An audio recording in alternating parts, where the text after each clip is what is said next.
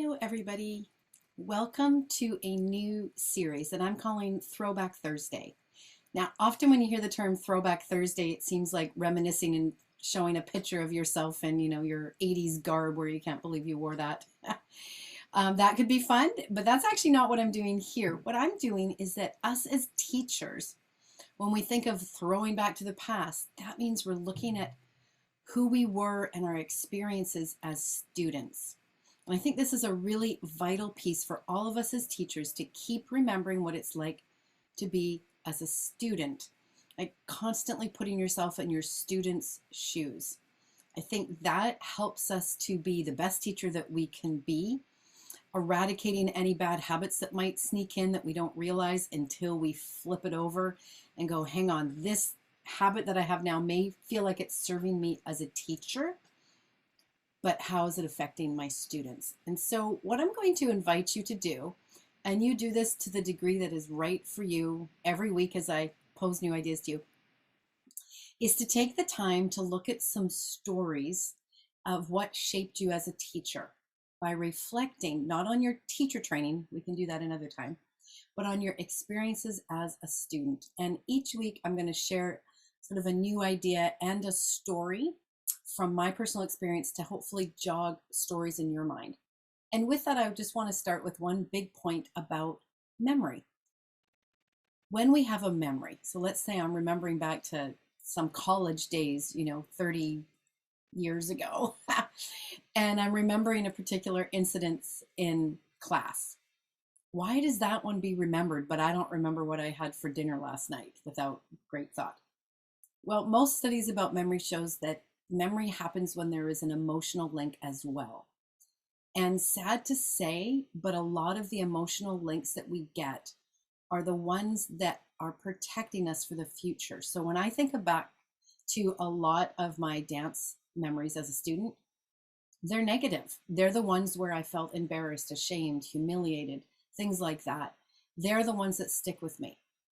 So I'm going to share with you a very quick story just to highlight that. So I had a great modern teacher through my college years, but he also could be pretty harsh with his comments. And one memory that I don't remember, what month it was, I just remember it happening at college, that has stuck with me. And who knows what damage it did then and has continued to sort of percolate under the surface. But I know it did some. So I guess he was trying to get me to engage my abdominal muscles more, but without actually teaching me how to do that. Obviously, when you do it incorrectly, it makes you hold your breath. So you can't do it for very long. I cannot suck my belly button through to my spine continuously and expect to breathe, especially aerobically. If you're really getting going, it's not just plies or something. Anyway, I guess he really hadn't explained it well. So I was somebody who could engage my abdominal muscles briefly in the way that I had misinterpreted it. And then they'd have to let go because I'd have to breathe. The comment that he made was, "Get your stomach off the floor." Now, to give you some context, I was standing and I was a size 6 at the time. I didn't really have that much of a stomach. Now that embarrassed and humiliated me and made me double down, triple down my efforts to continually put away my stomach. I thought he found it distasteful to see it. He didn't tell me anything about engaging my abdominals in a supportive way. I learned that probably 15 years later, mostly because I had to undo the layers of sucking my gut in so as to not offend the eyes of those around me that apparently, my stomach was hanging out to the floor, which of course, even if I'd been 500 pounds, still wouldn't have been happening. So there's an example of me being a student, remembering a negative comment that I believe affected my technique for a long time, affected my body image and my self-image. I have no idea why he said it, whether he thought it would help. I guess it's an offhanded sort of use your abdominals term, but I'll never forget it.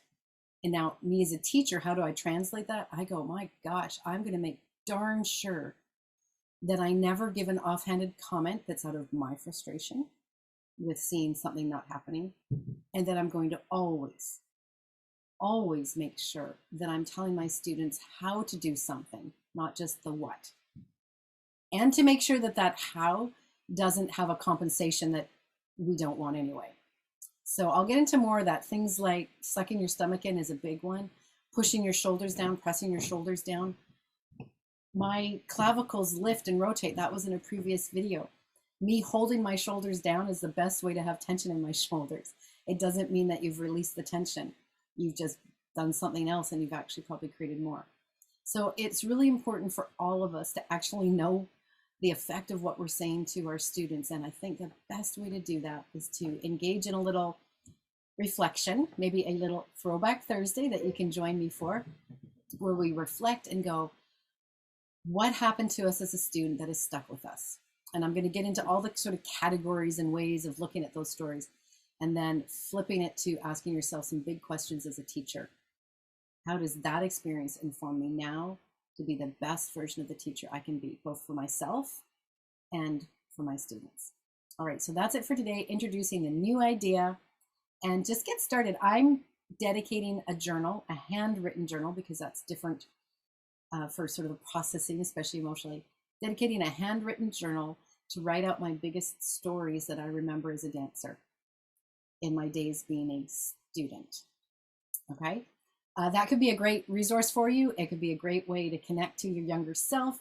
And I'm here to help you connect it to making sure that tips, strategies, all that stuff is really on point and only helpful for your lovely students that you have the great pleasure and honor of influencing so very strongly. So that's it for today.